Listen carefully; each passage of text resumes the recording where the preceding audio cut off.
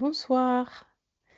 Nous sommes ensemble ce soir. On attend encore quelques participants pour parler du dossier créatif et pouvoir le travailler sans pression. Donc moi, je suis Mariam Soli, responsable des admissions à l'école de design Nantes Atlantique et je vais co-animer ce webinaire avec Anaïs Jaeni qui travaille avec moi au service recrutement et admission, Maëlia, qui est étudiante en première année de DNMA d'espace à Nantes, et Lynn, qui est étudiante en première année du diplôme de design Bac+5. Donc, en fait, toutes deux, elles sont là ce soir parce qu'elles ont participé comme vous au webinaire de l'année dernière qui était sur le dossier créatif également. Et elles viennent ce soir partager avec vous la façon dont elles ont réalisé tout simplement leur dossier. Donc, nous allons commencer.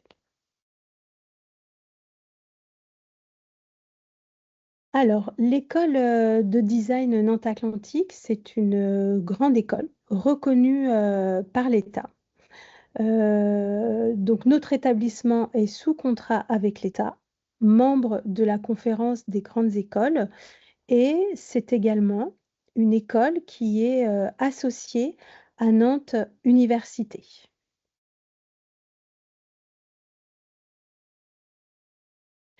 C'est une école qui est tournée vers l'international.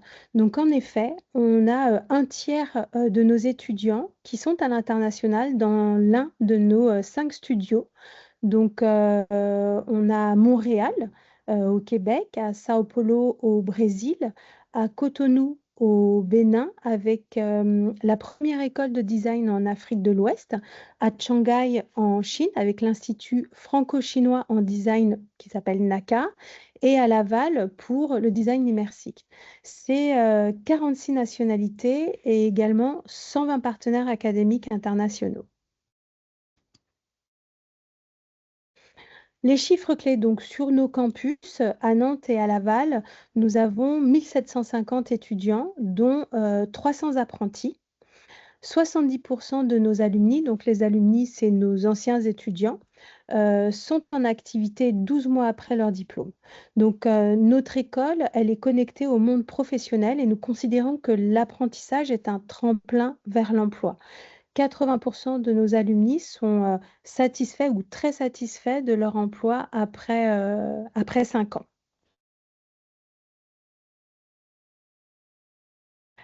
À l'école, nous proposons 3 diplômes. Donc, le premier diplôme, c'est le diplôme de designer Bac+5 à Nantes, qui est visé par le ministère de l'Enseignement supérieur et de la Recherche et qui confère le grade de master. Ensuite, on propose plusieurs DNMAD. DNMAD, Diplôme national du métier des arts et du design, que l'on propose à Nantes et aussi à Laval, contrôlé par l'État et conférant le grade de licence. Et puis, on a un bachelor en partenariat avec Audencia, le bachelor management de projet en design et communication. Et nous sommes la première école privée à obtenir le grade de master. Alors, on va rentrer un petit peu plus dans les diplômes. Le diplôme de designer Bac+5, c'est un diplôme qui se construit en 5 ans. Il est structuré autour d'un premier cycle de 3 ans à Nantes et d'un cycle master de 2 ans. Il se construit autour d'une majeure. Les majeures que l'on propose, c'est design d'espace, design graphique, design produit et UX design. Et ensuite, il se construit autour d'une spécialité. Dans chaque majeure, on a 2 spécialités. Donc, par exemple, pour la majeure espace, vous avez architecture d'intérieur et scénographie. Pour la majeure design graphique, vous avez motion design et graphisme. Pour la majeure produit, design de transport et design de produits industriels. Et pour la majeure UX, design d'interface et design de service. Et en fait, voilà, c'est une majeure. Et dans la majeure, vous avez 2 spécialités, une au choix. Concernant le cycle master, donc en fait, il se décline en 3 formats. Vous avez la possibilité de le faire en voie scolaire, en alternance ou à l'international.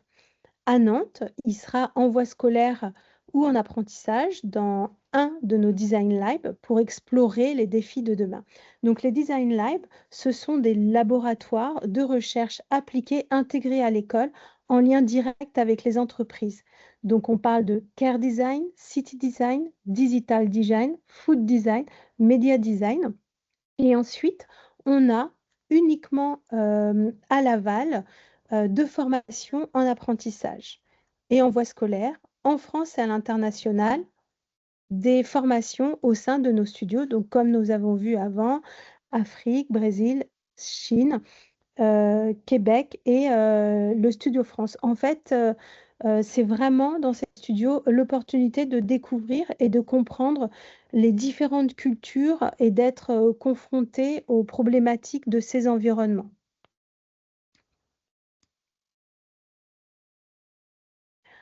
Concernant nos DNMAD, donc l'école propose 3 DNMAD à Nantes et 3 DNMAD à Laval. Donc c'est 3 mentions, donc espace numérique et objet, avec des mineurs qui sont différentes en fonction de Nantes ou en fonction de Laval. Et les mineurs sur Laval seront plus tournés vers tout ce qui est le système immersif. Alors, les différences entre, ces diplômes, ça va être dans un premier temps la spécialisation. Pour le diplôme de design bac+5, on choisit une majeure à la fin du premier semestre de la première année et ensuite une spécialité. Donc c'est ce que nous avons vu précédemment. Pour le DNMAT, on choisit en fait tout de suite, vers quoi on a envie de se diriger. Donc on choisit tout de suite sa mention et on le fait lors de la formulation des vœux sur Parcoursup. Concernant le parcours, en fait, le diplôme de design bac+5 propose un parcours individualisé, dans le sens où on choisit une majeure et ensuite une spécialité. On va également avoir la possibilité d'avoir des cours optionnels. Voilà. Sur le DNMAD, en fait, le diplôme s'appuie sur le référentiel du diplôme national du métier des arts et du design. Ensuite, il y a la visée du diplôme, donc former des designers sur des postes à responsabilité en design, conception, innovation et communication. Et sur le DNMAT Bac plus 3, c'est former des futurs professionnels spécialisés dans un métier nécessitant une maîtrise de techniques pointues. Ensuite, le côté international, on l'a vu au début de la présentation, on est une école tournée vers l'international. Donc, dans le bac+5, on aura un semestre d'études ou un stage à l'international. Et pour le DNMAD, vous avez la possibilité d'effectuer en 3e année au sein de la classe internationale. En fait, c'est une classe qui est tout simplement enseignée en anglais. L'apprentissage, on a vu également qu'on était une école tournée vers l'apprentissage. Possibilité donc d'être en alternance la 4e et la 5e année. Et pour le bac+3, à Nantes, la 3e année sera en apprentissage et sur Laval, ce sera les 18 derniers mois qui seront en apprentissage. Concernant le bachelor, donc en partenariat avec Audencia, vraiment l'objectif de ce programme, c'est de permettre aux étudiants d'acquérir une triple expertise en design, en communication et en management, avec une possible poursuite d'études en cycle master à l'école. Donc la première année, elle se fait à l'école avec un stage de 2 mois. La 2e année, il y a un semestre à l'international et la 3e année, c'est une année qui sera en apprentissage. Alors maintenant, on va parler du calendrier Parcoursup. Vous savez, Parcoursup, ça va bientôt ouvrir le 17 décembre. Donc en fait, du 17 décembre au 19 janvier, c'est vraiment la période où vous allez pouvoir consulter l'offre de formation. Donc vous prenez bien le temps de tout regarder. C'est la période où, bah, voilà, on est sans stress, on peut juste regarder, on peut chercher par, mots-clés, mais en même temps, on peut chercher par ville. Donc ça permet vraiment d'affiner sa recherche. Du 19 janvier au 12 mars, la plateforme, elle va ouvrir dans le sens où vous allez pouvoir formuler vos vœux. Il faut savoir que le 12 mars, c'est le dernier jour pour entrer tous vos vœux. Un conseil qu'on donne toujours, c'est d'éviter d'attendre le dernier jour, car tout le monde attend le dernier moment et la plateforme, elle est saturée. Et bah, en fait, ça génère beaucoup de stress. Du 12 avril au 1er avril, alors c'est la période où on finit de compléter son dossier. C'est-à-dire qu'on a en fait entré tous ses vœux et il reste encore un temps pour ajouter la lettre de motivation, compléter son dossier créatif. C'est vraiment un temps qui sert à ça. Le dernier jour, c'est le 1er avril et on ne pourra plus rien faire. Donc vraiment, éviter d'attendre le dernier moment. Et ensuite, le 2 juin, bah, c'est la date en fait, résultat et début de la phase d'admission principale. Donc, c'est là où vous aurez les réponses des formations. Donc, à partir du 19 janvier, on peut commencer à ajouter des vœux et à créer son dossier par rapport aux formations qu'on a choisies. Donc, c'est ce que je vous disais, on n'attend pas le dernier moment, on commence tôt, comme ça on peut affiner ses choix et on travaille sans pression. On peut formuler jusqu'à 10 vœux et 20 sous-vœux. Donc les éléments demandés et regardés, en tout cas que nous on regarde, à l'école dans votre dossier. Donc le premier élément, c'est la lettre de motivation. La lettre de motivation, elle est importante. Elle est importante parce que c'est, la première chose qu'on regarde. Elle permet d'avoir des informations concernant les candidats. Pourquoi ils ont choisi telle formation, l'intérêt qu'ils ont pour la formation. On vous recommande en fait, bah, voilà, de la soigner, de soigner l'orthographe, le style, d'éviter les copier-coller, d'emprunter, parfois des formules, toutes faites. Vraiment, c'est bien d'avoir, une lettre de motivation, bah, qui soit personnalisée et puis on en lit tellement qu'on s'en rend compte quand, bon voilà, elle a moins d'intérêt. En cas de candidature multiple, n'hésitez pas à indiquer la préférence pour l'une ou l'autre des formations. Voilà. On précise en fait un atout pour se démarquer, parler davantage de soi, mettre en avant ses qualités, ses compétences et ses expériences, qu'on ne voit pas forcément dans le bulletin scolaire. Ensuite, alors une rubrique qui est parfois oubliée et vraiment très importante parce que notée chez nous, c'est la rubrique activités et centres d'intérêt. Elle est facultative, mais vraiment, elle est importante. C'est la rubrique qui va nous indiquer tout ce que vous faites en dehors de l'école. Si vous avez une activité sportive ou des activités culturelles, si vous êtes dans une association, si voilà, vous êtes engagé en service civique ou ce genre de choses. Ça permet en fait de vous démarquer et puis, de parler davantage de ce qui vous passionne en dehors de l'école. Ça peut être vraiment, j'ai envie de dire tout et n'importe quoi, mais ça montre en fait, ce que vous faites. Ça peut être du babysitting. On a, souvent des lycéens qui nous, voilà, qui nous expliquent qu'ils font du babysitting et pourquoi ils aiment le babysitting. Et puis, enfin, on va parler du dossier créatif, celui qui nous réunit aujourd'hui. On va essayer de répondre à toutes vos questions. On vous propose de répondre à un sondage en ligne maintenant. Pour ça, il vous suffit de cocher l'une des réponses. Vous allez voir un pop-up qui va apparaître. Vous cochez l'une des réponses qui s'affiche et vous validez votre choix.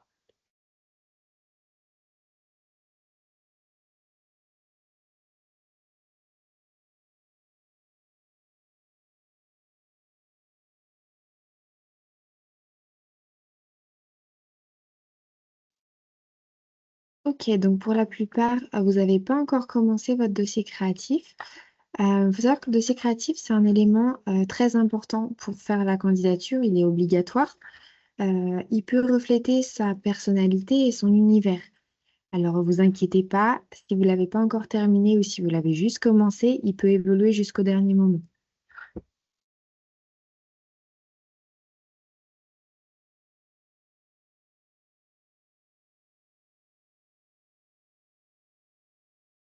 Alors, de combien de temps as-tu besoin pour le réaliser?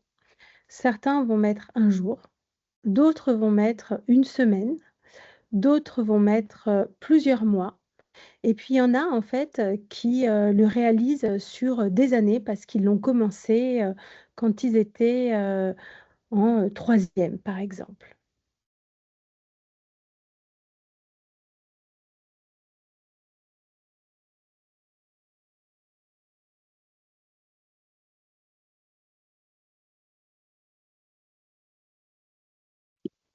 Alors, moi, j'ai pris pour la mise en page de mon dossier 2 mois.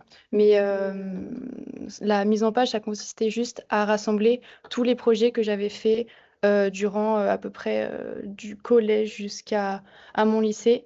Là, on peut voir une maquette que j'avais fait en cinquième, donc ça remonte un peu. J'ai voulu montrer que je pratiquais les maquettes et le design d'espace depuis assez longtemps. Et même si ça prend une petite partie de mon dossier créatif, je trouvais ça intéressant de le mettre. Donc la création en lui-même de mon portfolio, la mise en page, le regroupement des informations, etc., ça m'a pris environ 2 mois en dehors des cours. Et donc le reste, ça se répartit sur au moins 5 ans. Ok, merci Maëlia. Et toi, Lynn, de ton côté? Bonjour, donc pour moi, pour construire le dossier de A à Z avec tous les travaux de dossier, j'ai pris 2 mois. J'ai pris beaucoup de temps à planifier, à voir ce que je voulais montrer dans mon portfolio. Et même la mise en page, c'était fait aux dernières semaines. C'était pas le plus important. Je me suis concentrée sur le travail au premier.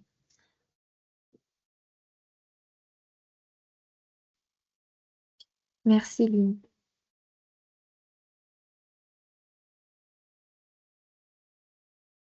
La deuxième question, c'est, de combien de temps as-tu besoin pour le réaliser?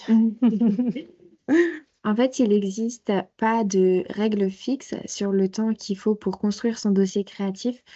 Comme le disait Mariam tout à l'heure, certains le commencent dès le lycée ou même avant parce qu'ils vont avoir des cours dessus, et d'autres vont le commencer plus tard parce qu'ils ont de l'inspiration, ces choses-là. Ce qui compte, c'est pas la quantité ni la perfection, mais la sincérité et la cohérence de ce que tu présentes.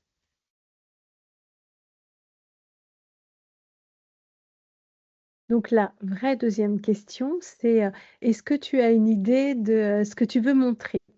Donc, oui, un peu, pas du tout.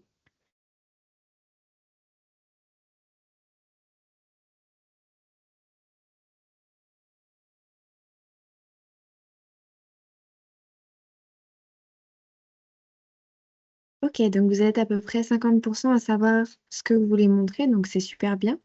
Vous voyez là, on a par exemple des étudiants qui ont mis dans leur dossier créatif de la poterie, du dessin, du crochet. On a une étudiante qui a customisé un sweat en faisant de la couture. On va avoir sinon de la photographie, ces choses-là. Dis-nous, toi, Lynn, donc tu as mis des photos. Est-ce que tu peux nous en dire un peu plus? Ok, donc pour mon portfolio, j'ai décidé de partir sur des œuvres ou de travaux qui montrent mes origines, ma culture. Donc j'avais fait un travail ici, un peu de Photoshop, de collage pour l'arbre avec mes origines. Et après, pour le deuxième en bas, c'est avec toutes les femmes, ça montre la diversité des cultures. J'ai pris plein de magasins, des magazines, j'avais tout collé ensemble. Et parce que je suis moins douée en dessin, j'ai décidé de faire quelque chose de très simple pour le dessin à droite. Et oui, pour la photographie, j'aime bien faire la photographie, donc je voulais montrer des autoportraits de moi.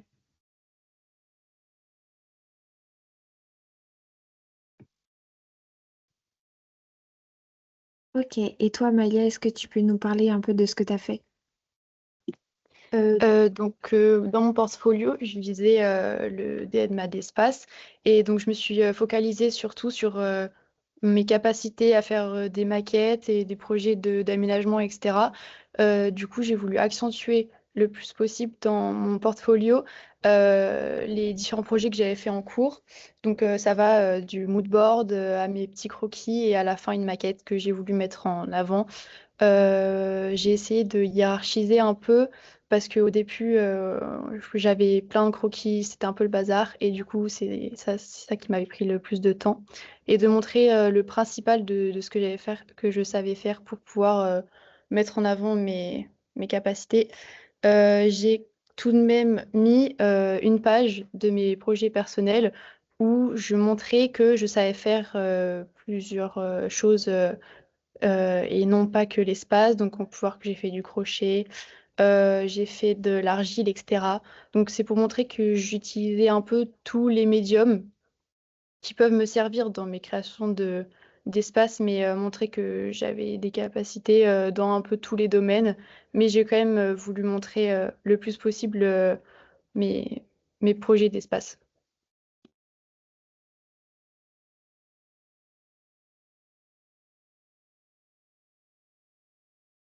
Alors, ce qu'on veut voir dans votre dossier créatif, c'est d'abord la façon dont vous mettez en avant votre savoir-faire et vos compétences.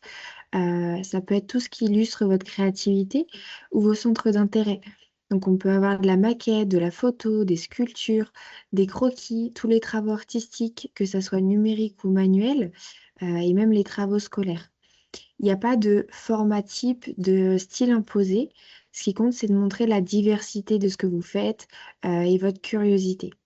Donc, chaque création, même imparfaite, peut révéler une intention, une sensibilité, une démarche personnelle.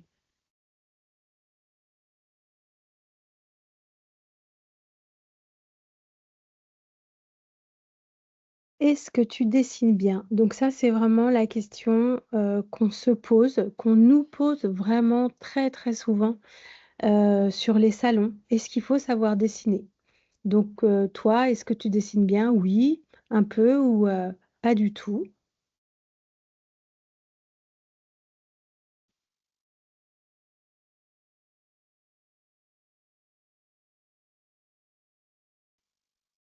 Ok, donc vous êtes environ 50% à savoir plutôt bien dessiner, donc c'est une bonne nouvelle. Dis-nous, toi, Lynn, tu as fait des dessins. Est-ce que tu peux nous en parler un peu plus? Ok, donc pour moi, comme j'avais dit, le dessin n'est pas ma point fort vraiment, mais je voulais quand même essayer de produire des dessins pour montrer à l'école que je suis capable de développer mes compétences. Et dans mes dessins, j'ai décidé de montrer, si, par exemple, l'architecture du Moyen-Orient et après, j'avais fait un dessin de Cruella, tout simple. Donc, pour moi, il faut pas avoir des compétences très fortes en dessin, mais il faut essayer quand même de montrer dans le dossier.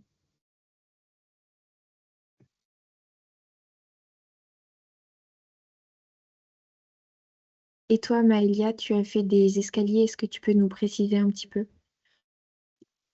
Donc là, dans cette page qu'on peut voir, j'ai pas forcément essayé de montrer le fait que je savais bien dessiner parce que c'était pas non plus mon point fort.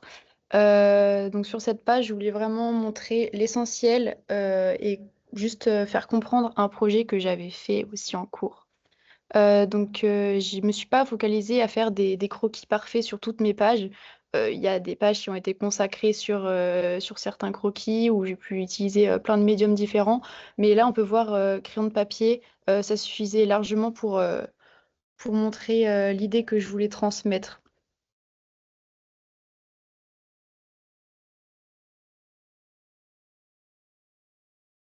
Donc, c'est vrai que savoir dessiner, c'est une question qu'on se pose souvent pour entrer à l'école, mais c'est pas la plus importante. Ce qui compte avant tout, c'est l'envie de créer, d'explorer, de rechercher.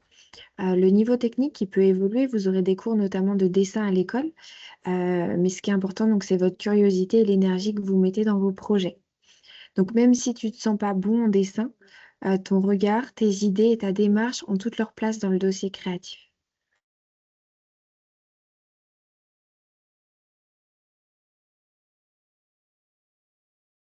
est-ce que tu es à l'aise avec les logiciels de création? Donc, voilà, on entend parler de Photoshop, Illustrator, SketchUp, d'autres et puis parfois, bah, on n'en connaît aucun. Mais c'est pas grave, on va répondre aussi, à cette question. Ok, donc pour la plupart, vous n'êtes pas très à l'aise avec les logiciels de création, mais pas d'inquiétude. Dis-nous, toi, Lynn, donc tu as utilisé deux logiciels. Est-ce que tu peux nous en parler? Donc pour moi, je n'avais jamais utilisé de Photoshop ou Squarespace avant que je commençais mon dossier créatif. Donc je voulais l'utiliser pour faire des travaux très bien faits et j'ai regardé plein de vidéos YouTube pour apprendre tout ça, mais je n'avais jamais utilisé, pas forcément.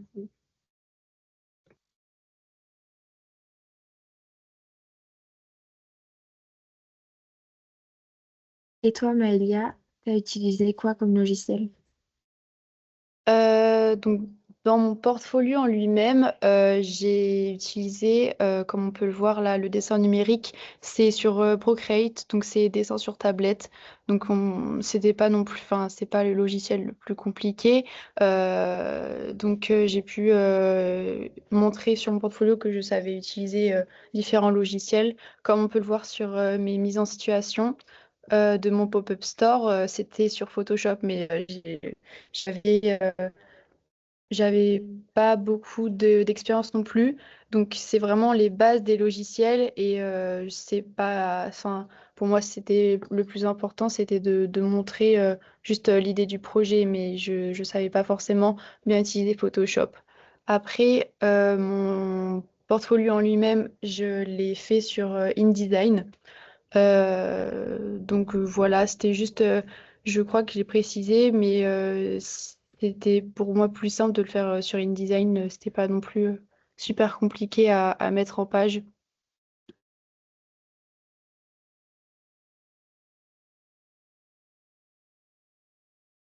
Donc c'est vrai que ça peut être un plus si vous savez utiliser certains logiciels, mais c'est loin d'être une obligation. Vous allez justement apprendre à les utiliser à l'école.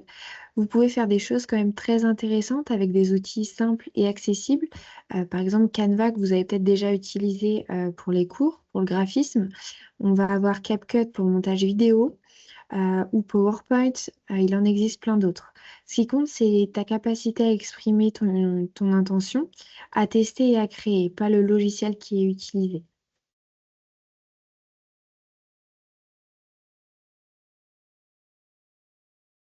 Une autre question qu'on se pose, souvent ou pas et si on se la pose pas, c'est bien dommage, c'est, est-ce que tu aimes faire des photos?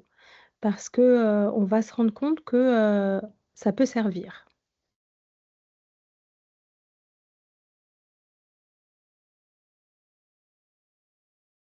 Ok, bon, c'est super. La plupart d'entre vous, vous aimez faire les photos.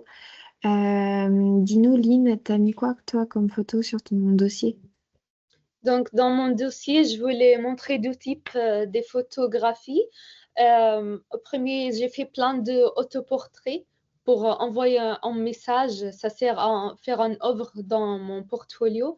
Et après, j'avais une collection de belles photos que j'avais pris dans la ville, en France, partout. Et je l'avais fait sur Photoshop pour monter un peu les lumières, modifier tout ça. Mhm.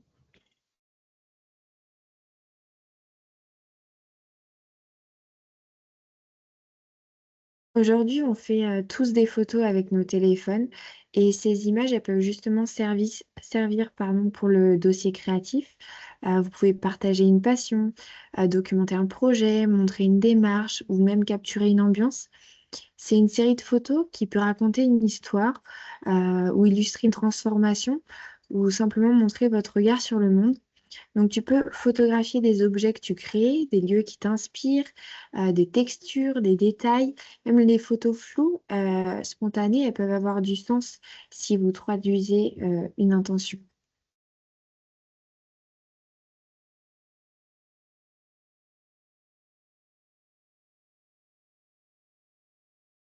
Alors, on se pose, je sais que vous vous posez d'autres questions. Par exemple, peut-on proposer un dossier créatif différent pour les formations qu'on propose à l'école de design, par exemple?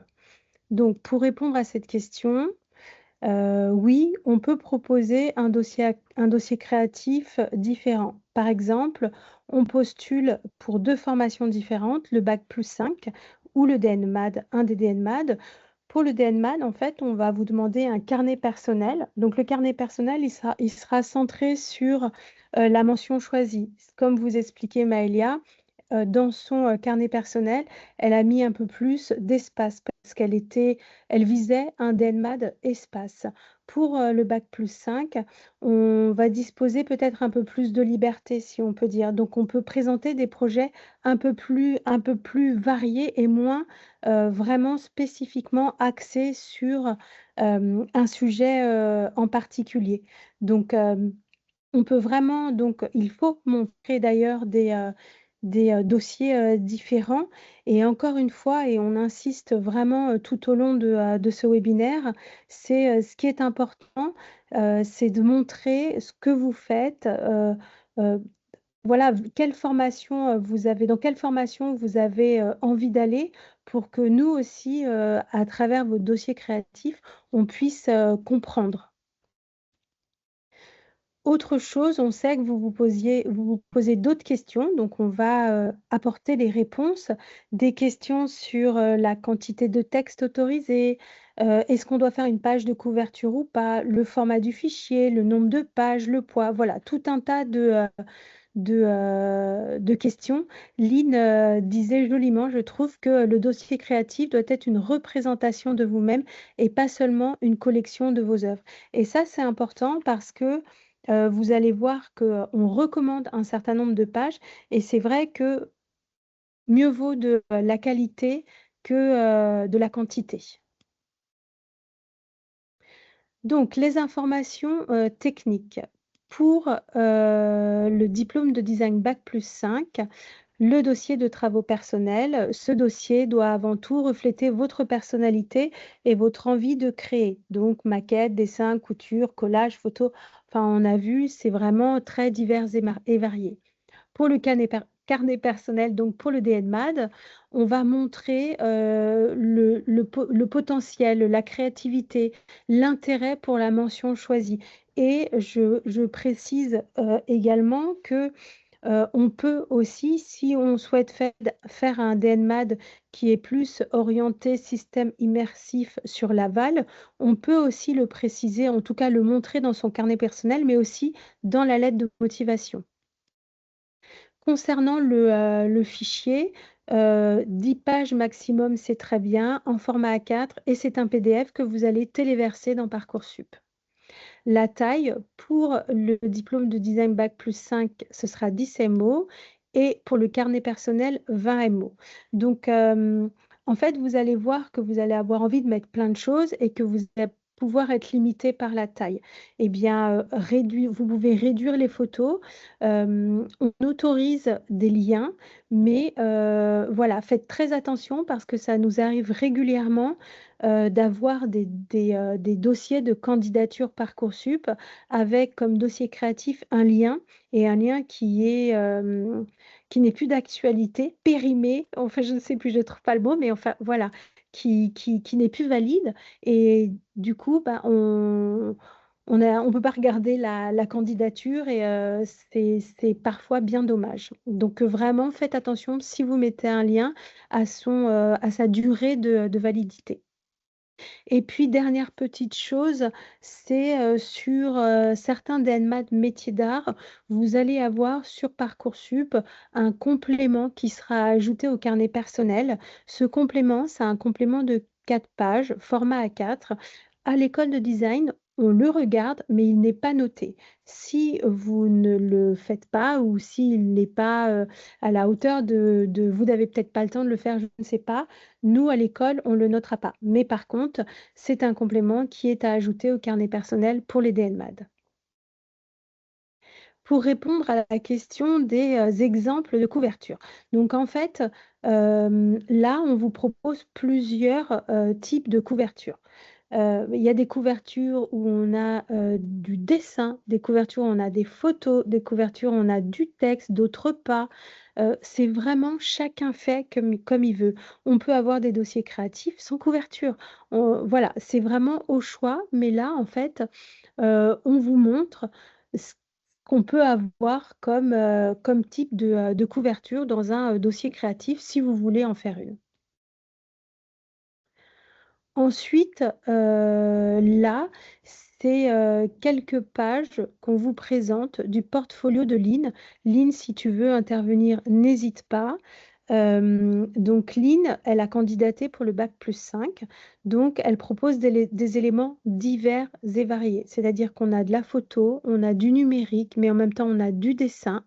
On remarque qu'elle a fait, par exemple, le choix dans son dossier créatif de présenter sur un fond blanc avec des titres, par exemple. Là, on voit que les titres sont de couleur marron et on retrouve ça sur toutes les pages. Donc, elle a choisi qu'il y ait comme un fil conducteur sur toutes les pages. C'est OK, Lynn? C'est bien ça? Oui, c'est bien ça. Je voulais montrer les mêmes fontes partout pour que ce soit propre et c'est ça. J'avais utilisé OK. une mise en page horizontale, mais aussi diagonale pour mettre les œuvres. OK. Pour Maëlia, donc ce qu'on remarque, c'est que Maëlia, en fait, elle a fait aussi un fond blanc, mais on voit bien que c'est pas la même présentation que pour Lynn. Elle a en fait choisi d'avoir des photos et de quelque part faire une présentation où elle imbrique les photos les unes dans les autres. Tu veux intervenir, Maëlia, ou Oui, ma mise en page, on peut voir que il y a des enfin, il y a des pages où il y a qu'un projet et il y en a où il y en a deux. J'ai pas voulu mettre de première page avec écrit portfolio parce que je voulais me concentrer sur les 10 pages que j'avais déjà qui étaient pour moi peu. Et du coup, j'ai remplacé ça par mes inspirations, mes références pour montrer que j'avais un petit peu de culture au design et un petit peu mon univers. Ensuite, j'avais toutes mes bandes de couleurs. Donc ça, c'était un peu ma charte pour mon book, qui était toujours la même sur toutes les pages et juste qui changeait de couleur en fonction de l'univers de mon projet. merci. Donc, on espère que après ces 40 minutes, vous êtes un peu moins stressé par la réalisation de ce dossier créatif. On est sûr que ça va bien se passer parce que tous les ans, on voit des superbes dossiers créatifs. Donc, il n'y a pas de doute là-dessus. Vraiment, je le répète, ce dossier, en fait, il doit avant tout vous permettre de vous exprimer, de nous aider à mieux vous connaître.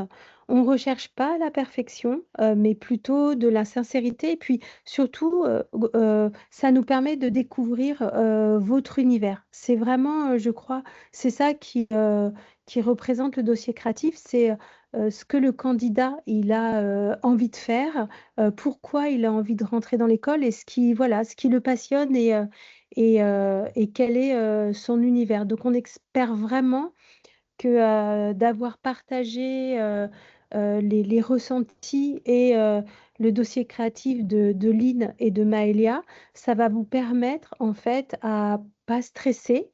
Et puis à avancer. Vous savez que vous avez du temps puisque on est loin de la date où on ne peut plus rien faire sur Parcoursup.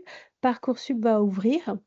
Vous allez avoir le temps voilà, de cogiter, j'ai envie de dire, pour voir ce que vous allez avoir envie de mettre dans vos dossiers.